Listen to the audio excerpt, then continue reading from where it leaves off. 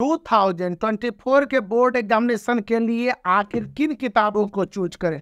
इस किताब को चूज करें, इस किताब को चूज करें, इस किताब को चूज करें, या फिर पूरे अग्रेसिव किताब को चूज करें, इस किताब को चूज करें? आखिर किन किताबों को हम चूज करें, या फिर मंथली प्रैक्टिस को लेकर अभी फोकस करें जिनकी सबसे ज़्यादा उपयोगिता है? तो इन सारे किताबों के ढेर के बीच में और अन्य सारे किताब जिनको की ला दिए गए हैं और जिनकी महत्व बढ़ चुकी है, तो इन किताबों के साथ एक सवाल जो आता है कि स्टूडेंट के लिए सबसे अच्छी किताब आईसीएसई एंड आईएससी में कौन सी है, और इसका एक सिंपल सा जवाब आपके सामने आएगा कि वही किताब जो आपके लिए द बेस्ट हो।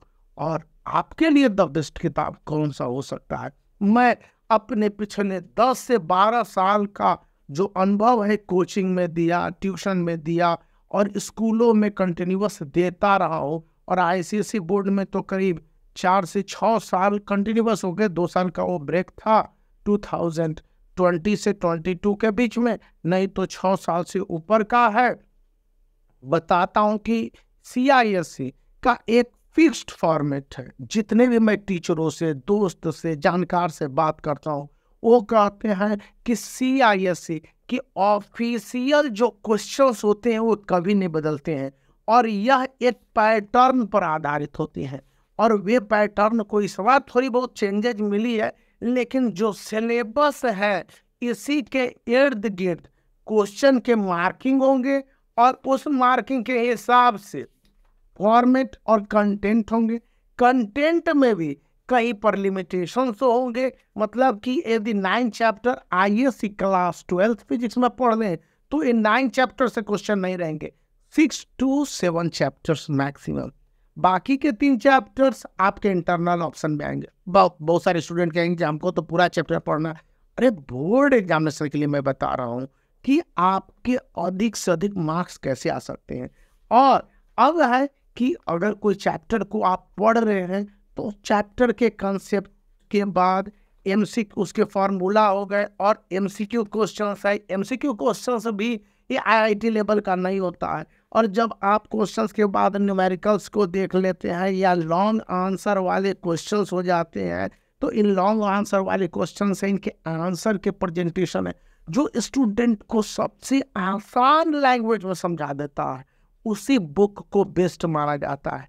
इसलिए स्टूडेंट को बुक खरीदते समय मेरे रिकमेंडेशन भी आपके लिए जरूरी नहीं है। जरूरी यह है कि बुक को जब आप देखते हैं तो पाते हैं कि आपके लिए कितना उपयोगी है। अगर कोई बुक बहुत ही कॉमन लैंग्वेज में लिखा गया हो, लैंग्वेज तो इंग्लिश ही होगा, हिंदी में एग्जामिनेशन देने नहीं है, और आपके मार्क्स के साथ साथ क्वेश्चंस को भी हाईलाइट करके बता दिया जा रहा हो, या ये बताता हो कि आपकी वर्ड लिमिट क्या है, अगर कोई एक चैप्टर है तो उन चैप्टर में किन पॉइंट्स पर 2024 में फोकस कर रहे हैं और उनके मेन कंसेप्ट क्या है, और इसके बाद एमसीक्यू किस तरह से निकलता है और एमसीक्यू को लेकर कंसेप्ट क्या है, या फिर आपके एमसीक्यू और उसके कंसेप्ट्स हैं, तो आगे के क्वेश्चंस और आंसर्स हैं। जैसे कि आप देख लीजिए, इतने एमसीक्यूज के बाद नेम द फॉलोइंग है या वेरी शॉर्ट आंसर है। इससे स्टूडेंट को उन तमाम चैप्टर को लेकर शॉर्ट आंसर वाले क्वेश्चंस हैं ये बताने हैं। यानी स्टूडेंट को जो बुक 0 से शुरू करे और अप टू द 100 जाए, मतलब easy, moderate and higher level, वही बुक सबसे अच्छी है, और स्टूडेंट को वैसे ही बुक का परचेज करना चाहिए। मैं इन बुक की बात करता हूँ, आप देखो तब परचेज करो, कोई जरूरी नहीं कि इसको परचेज करना है। बुक स्टॉल पर भी जाके देख सकते हो, लिंक भी दिया गया है, पहले उसको देख लो, रिव्यू पढ़ लो, बाकी कुछ समझो। नहीं तो कोई और बुक भी आप रिकमेंड कर सकते हो तो कर सकते हो, क्योंकि बच्चों का, स्टूडेंट का भला होना जरूरी है, और आफ्टर ऑल वही तो है जिनको सबसे अच्छे लगने हैं। तो वो एक बुक किसी के लिए टॉपर बना सकता है तो दूसरे के लिए वो डल का काम भी कर सकता है, क्योंकि वो उतना वर्क नहीं करेगा। ये बात याद रखनी है। तो आप मेरे विचार से सहमत हो तो वीडियो को लाइक कर सकते हैं, चैनल को शेयर और सब्सक्राइब।